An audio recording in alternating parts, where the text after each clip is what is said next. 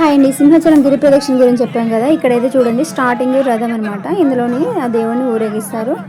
ఇది మొత్తం కొండ చుట్టూ తిరిగి మళ్ళీ అదే ప్లేస్కి వస్తుంది. స్టార్టింగ్ అయితే కొబ్బరికాయ కొట్టి స్టార్ట్ చేస్తారని చెప్పాను కదా. ఎండింగ్ కూడా కొబ్బరికాయ కొట్టి క్లోజ్ చేస్తారు. అయితే ఇది తిరిగేటప్పుడు అందరూ గోవింద గోవింద అంటుంటారు. రథం వెనక నుంచి మ్యాక్సిమం దాన్ని టచ్ చేయాలని అట్లా చూస్తూ ఉంటారు.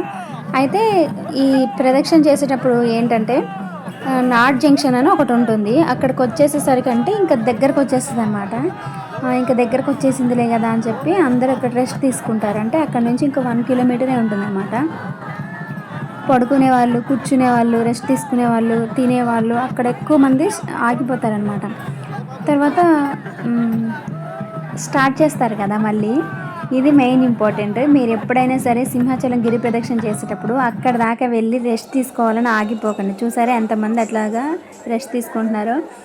అంటే నడిచి ఆగుతారు కదా, మళ్ళీ లేచి 1 కిలోమీటర్ నడవాలి అంటే కాళ్ళు చాలా నొప్పులు వచ్చేస్తాయి, అస్సలు కోఆపరేట్ చేయవు. అందుకనే ఆగకుండా ఆ 1 కిలోమీటర్ కూడా వెళ్ళిపోయిన తర్వాత అప్పుడు మీరు రెస్ట్ తీసుకున్నారనుకోండి, తర్వాత నడిచే పని ఉండదు కాబట్టి మీకు హ్యాపీగా ఉంటుంది. ఈ మిస్టేక్ మాత్రం ఎవ్వరు చేయకండి. మేము కూడా ఇదే మిస్టేక్ చేసాము. ఇంకా లేచి మిగతా 1 కిలోమీటర్ నడవడానికి ఆ 32 కిలోమీటర్స్లో 31 కిలోమీటర్స్ ఒక ఎత్తు అయితే ఆ 1 కిలోమీటర్ నడవడానికి చాలా ఇబ్బంది పడ్డాం అనమాట.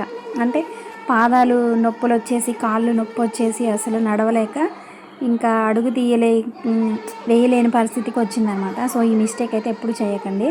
సో ఇదైతే కంప్లీట్ అయిపోయింది. ఈసారి ట్రై చేయండి.